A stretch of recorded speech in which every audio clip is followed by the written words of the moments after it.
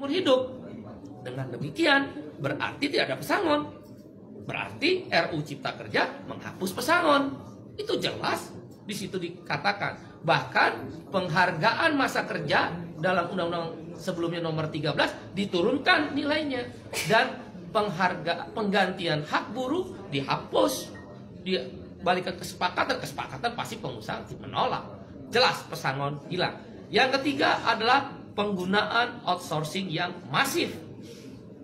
Yang sebelumnya outsourcing hanya 5 jenis pekerjaan, sekarang diperbolehkan. Sekarang semua jenis pekerjaan dan tidak ada batas waktu. Seumur hidup anak kita, para ibu yang susah-susah menyekolahkan anaknya, yang berjibaku pontang-panting mencari rezeki tambahan untuk menyekolahkan anaknya, negara membuka ruang. Para agen, saya quote and quote, bukan berarti seperti itu, tapi quote and quote tanda petik, menjual buruh kepada pengusaha-pengusaha yang serakah itu. Karena sekarang bisa melalui agen bebas seumur hidup dan tidak jelas masa depannya. Yang keempat adalah alasannya karyawan kontrak sekarang bebas.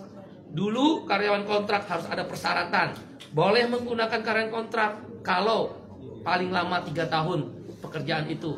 Jenis pekerjaan tertentu, untuk pre-pro, bukan mass product, bukan produksi massal dan sebagainya. Sekarang syarat itu dihapus, dibolehkan menggunakan karyawan kontrak semua jenis pekerjaan dengan batas waktu tidak tertentu. Wahai ibu-ibu dan bapak-bapak, anak-anak kita terancam dengan masa depannya yang dikontrak seumur hidup tanpa kejelasan nasibnya dan di outsourcing seumur hidup melalui para agen-agen pekerja yang menampung pekerja itu.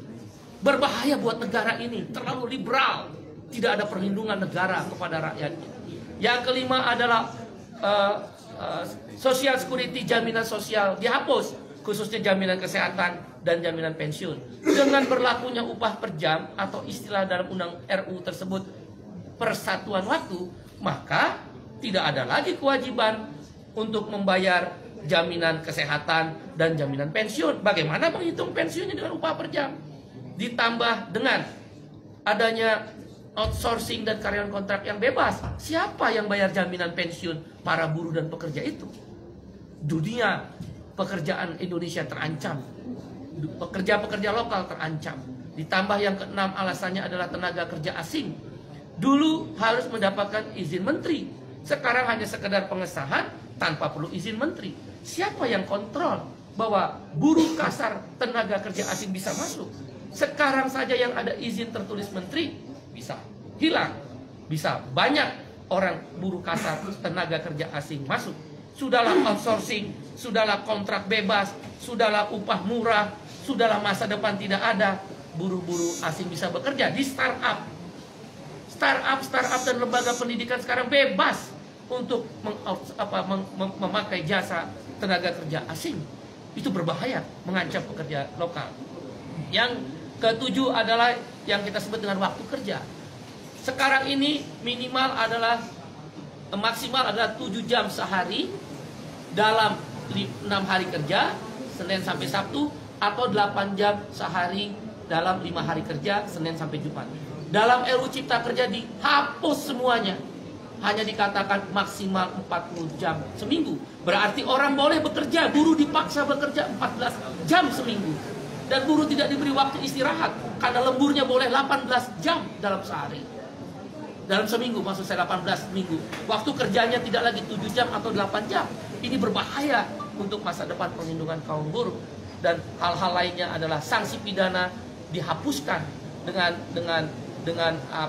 RU Cipta Kerja yang baru ini. Orang tidak bayar, pengusaha tidak bayar upah, tidak ada sanksi pidana. Terlambat bayar upah, tidak ada larangan. Kalau begitu kalau saya pengusaha bisa bayar upah 3 bulan sekali dong. Di mana negara kalau begitu? Kalau memang tujuannya investasi, kenapa tidak ada perlindungan? Kita setuju investasi, yang tidak kita setuju adalah tidak ada perlindungan. Dan kemudian hal lainnya yang ke-9 adalah bahwa PHK jadi mudah sekarang.